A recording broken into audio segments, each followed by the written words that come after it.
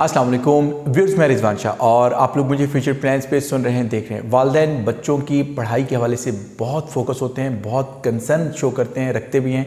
और जब बच्चों के रिज़ल्ट्स अच्छे नहीं आते, उनके ग्रेड्स अच्छे नहीं आते, तो वालिदैन बेचारे बहुत परेशान होते हैं, क्योंकि जहाँ वो इतनी मेहनत करते हैं, इतनी एफर्ट करते हैं और तो और इतना ख़र्चा करते हैं। आजकल प्राइवेट स्कूल्स की फ़ीस इतनी ज़्यादा है, और ख़ासकर जब आप अपने बच्चे को साथ ट्यूशन भी दे रहे होते हैं, उसके बाद भी जब आपके बच्चे के रिज़ल्ट्स अच्छे नहीं आते, तो वालिदैन अंदर से घुटते हैं और चाहते हैं कि यार मेरे बच्चे के रिज़ल्ट्स अच्छे आ जाएँ, उसके ग्रेड्स अच्छे आ जाएँ, ताकि फ्यूचर में वो कामयाब हो सके। क्योंकि अगर उसके रिज़ल्ट्स अच्छे नहीं आते, उसके ग्रेड्स अच्छे नहीं आते, तो अल्टीमेटली वालिदैन यही समझते हैं कि उनका बच्चा आगे जाके बहुत मसाइल का सामना करेगा। बिल्कुल ऐसे ही है। तो आज की वीडियो इसी हवाले से कि कैसे आप अपने बच्चे के रिज़ल्ट्स को बेहतर बना सकते हैं। आइए शुरू करते हैं।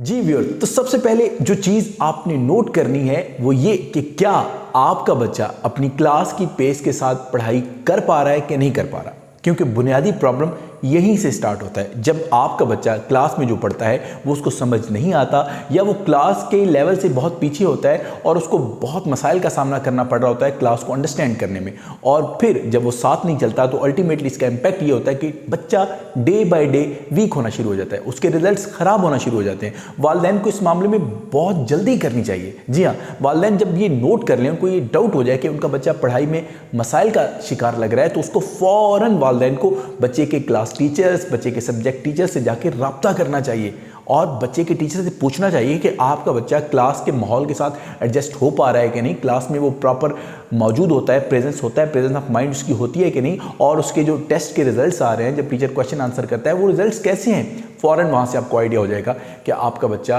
क्लास की पेस के साथ है कि नहीं। अगर नहीं है तो फ़ौरन इस चीज़ का इदराक करें और बच्चे की एक्स्ट्रा क्लासेस अरेंज कर सकते हैं तो वो करें, बच्चे को एक्स्ट्रा ट्यूशन दे सकते हैं तो वो करें, ताकि बच्चा क्लास के पेस के साथ आ जाए। जब बच्चा क्लास की पेस के साथ आ जाता है फिर काम बहुत आसान हो जाता है, क्योंकि एक एक दिन का काम करना होता है। लेकिन जब बच्चा क्लास से पीछे होता है तो फिर डबल काम हो जाता है कि एक तो उसको पीछे वाला काम भी करवाना है और एक नया काम भी करवाना है, तो इसलिए बच्चा ज़्यादा फ्रस्ट्रेशन का शिकार होता है, बच्चे को ज़्यादा मसाइल का सामना करना पड़ सकता है। तो ये काम आप एडजस्ट करेंगे तो यकीन करें आपकी लाइफ थोड़ी इजी हो जाएगी। अब दूसरे नंबर पे आते हैं। दूसरे नंबर पे आपने ये नोट करना है कि आपका बच्चा और कौन सी वजूहात की वजह से क्लास में कुछ अच्छा परफॉर्म नहीं कर पा रहा।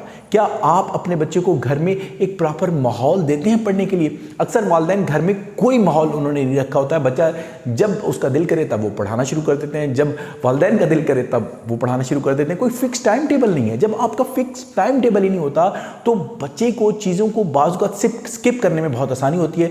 वक्ती तौर पे जब बच्चा क्लास में कोई चीज़ स्किप करता है तो उसको अच्छा लगता है और पता ही नहीं चलता कि वो आगे जा रहा है, लेकिन अचानक जब नेक्स्ट टाइम किसी और सेशन में, किसी और पेपर के दौरान उस चीज़ की ज़रूरत पड़ जाती है और बच्चे को उस चीज़ की अंडरस्टैंडिंग नहीं होती, तो फिर प्रॉब्लम खड़े हो जाते हैं और वो चीज़ आपके बच्चे के रिजल्ट पे इम्पैक्ट डालती है। इसलिए अपने घर के अंदर बच्चे की स्टडी का एक टाइम टेबल बनाएं।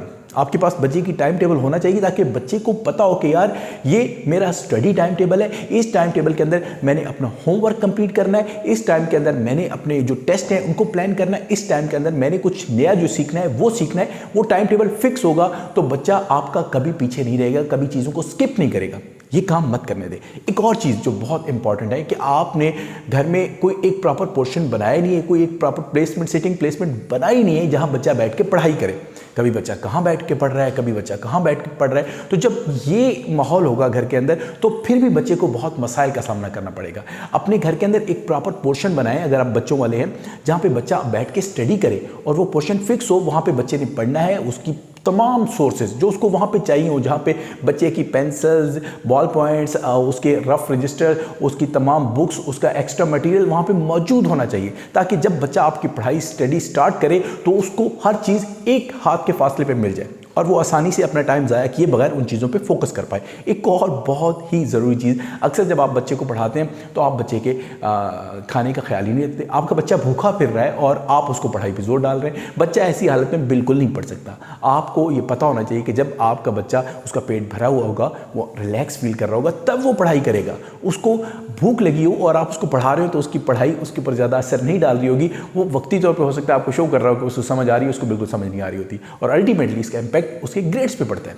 और बच्चे के अंदर जो एक और चीज़ जो बहुत इंपॉर्टेंट है कि बच्चे के अंदर एक कॉन्फिडेंस होना चाहिए कि उसने अच्छा परफॉर्म करना है, उसने कुछ बड़ा करना है, ज़्यादा ग्रेड्स अचीव करने हैं, ज़्यादा मार्क्स अचीव करने हैं, ताकि वो कुछ बड़ा करके शो कर पाए। ये कॉन्फिडेंस आपने बच्चे के अंदर पिंच करना है, तब जाके बच्चा इसको रियलाइज़ करेगा, अपने आप को परफॉर्मेंस के लिए तैयार करेगा और अच्छा परफॉर्म करने की कोशिश करेगा। क्योंकि जब आपके अंदर वो जज्बा नहीं होता, आपके अंदर वो पॉइंट नहीं होता कि आपने कुछ बड़ा शो करना है, तो फिर आप ज़्यादा कोशिश ही नहीं करते। इसलिए कोशिश करें कि बच्चों के अंदर वो जज्बा मौजूद रहे ताकि वो अच्छा परफॉर्म करने के लिए कोशिश करते रहें। और दोस्तों एक और ख़ास बात जहाँ पे बच्चे अक्सर डिस्ट्रैक्शन का शिकार हो जाते हैं और पढ़ाई की तरफ ज़्यादा तवज्जो नहीं करते, कि आप लोग इस चीज़ को नोट ही नहीं करते कि आपका बच्चा कौन से कार्टून देख रहा है, कौन सी मूवीज़ देख रहा है। जब आप इस चीज़ को रियलाइज़ नहीं करते तो आपका बच्चा उन चीज़ों का इम्पैक्ट अपने ऊपर लेता है और उसका अल्टीमेट रिजल्ट ये निकलता है कि वो पढ़ाई की तरफ फोकस नहीं करता। आप देखें कि आपका बच्चा वो कार्टून या वो मूवीज़ तो नहीं देख रहा है जो सिर्फ टाइम पासिंग है, जिसमें कुछ भी नहीं है, सिर्फ फन है